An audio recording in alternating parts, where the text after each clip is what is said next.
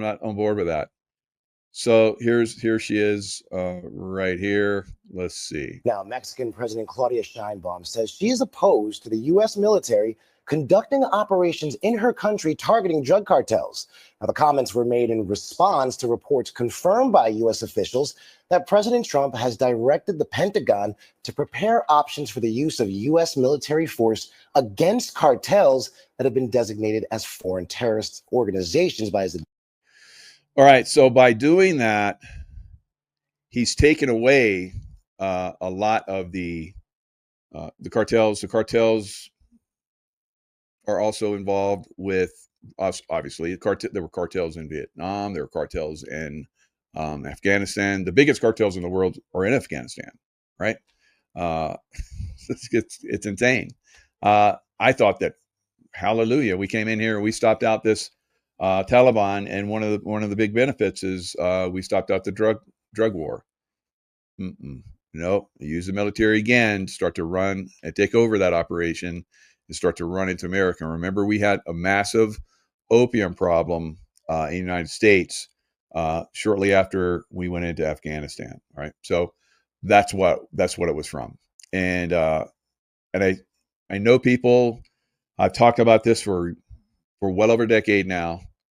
I know people are somewhat getting it. All right, but this is a bigger picture where you're seeing not just some guys that are running drugs, but you're seeing it all the way up the chain of command. All right, and I knew that was going on. They weren't in my chain of command because I was hunting terrorists, but there's another part, compartmentalized. They love to use the secretive stuff, guys. That's the way they can hide their operations. So that's one of the reasons why they built all these intelligence agencies, so they could hide all the corruption within these intelligence agencies. This is our box. Don't come over here and get in our box, or you could go to jail for getting in our box and disclosing stuff. And that's how they keep people out of these different intelligence boxes. So it's all secretive. You can't go into them unless you're authorized. So if you see something, you can't say something, right? And if you do, then you can face, criminal charges and go to jail. Or, like we're finding out now, you could be killed, right? So a lot of these guys. So this one journalist is talking about how there's been 24 homicides on Fort Bragg. On Fort Bragg, 24. And he says he could be, one or two on either side of that, but that's what he's been able to, collate and get information. Because of course, a lot of times this stuff is like, again, it's buried. It's secretive. It's a Delta guy that was killed. Ooh, lock it down, secret, right? So he's part of a homicide. He's part of drug trafficking. He does drugs. A lot of people within his organization do drugs, and all the way up to his chain of command are involved in it. Wow. So this is all being exposed. All right, so let's jump down this rabbit hole a little bit more. I got a lot for you today. I got, like always, I got some more for you. It's going to blow your minds open. You're not going to like it, but I've been trying to reveal this stuff for decades, right? I've been trying to reveal 9/11 for decades, for 25 years, quarter century. All right, so and I have been right from the time that the buildings crashed. Right, I was revealing.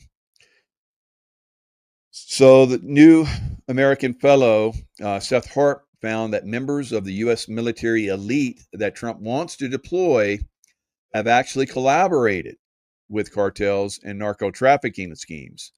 So you're sending in the criminals to fight the criminals. It's not going to work out, right?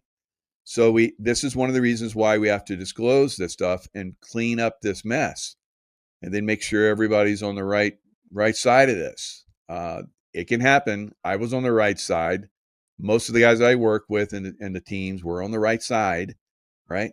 There were some that got off got off track, and usually they went away. We didn't let them stay in our organization. So here's the book, The Fort Bragg Cartel, Drug Trafficking and Murder in the Special Forces. So Harp investigates a string of unsolved, because it gets buried, murders at America's premier special operations. So I'm going to show you how this stuff is being buried. And when you start to reveal this stuff, then you get killed. And I'm going to show that. So you guys might remember Pat Tillman. So I said Pat Tillman, the football player, I said almost right from the beginning, because I had been in Afghanistan. I knew the drug situation there. I knew how heavy duty people were involved in moving that stuff and involved in all this stuff. So when Pat Tillman was killed, I was like, that's very suspect. And at first they covered it over. He was killed in a firefight. And I was like, that's really a strange firefight for him to be killed in. It doesn't sound right to me. I bet he was killed. And then eventually it came out that he was shot in the back by one of the American weapons. So some of his own people killed him. So they called it friendly fire, but they didn't say that until later. They started to reveal that. And this is where McChrystal, General McChrystal and General Flynn and all those guys are involved in all this stuff. So I've been revealing that stuff for a long time. Now, Michael Hastings, who was the author, the Rogue Generals or something like that. I'll bring that up. I'm going to talk a little bit more about that. I just want to give you the bigger picture of what's going on here. So Michael Hastings basically revealed that. Of course, Michael Hastings, his Mercedes, which is an extremely safe car. I've driven Mercedes in combat zones that were armored, and they worked very well. Mercedes, BMWs, because we know there's been other people that have died in fiery crashes, like Michael Hastings, like actor Paul Walker, right? So I think he was in a Porsche or high-end BMW or something, hit a tree, it blew up and burned up. Just like Michael Hastings' car, hit a tree, blew up, and he burned up. So, and heck, she hit a house, right? And it burned up, but she survived. They showed her being wheeled out on a gurney, and she sat up, and they pushed her back down, and then later she dies in a hospital. Now, Paul Walker, was involved in exposing child trafficking, right? And Heck was about ready to reveal a movie as well. And so there's all of this stuff, guys. All these people that are involved in all this stuff that die. So who was that one singer? Bennington, I think it was. Bennington.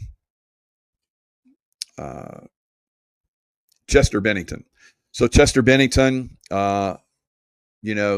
he dies, and then there was another lead singer that died. Both of them were doing a movie on, because both of them had been, I believe, child pedophilia stuff. So they're revealing stuff on that, and they died very mysteriously. So this stuff is ongoing. See how big and how powerful these people are. They can kill these people off if they get out of line, right?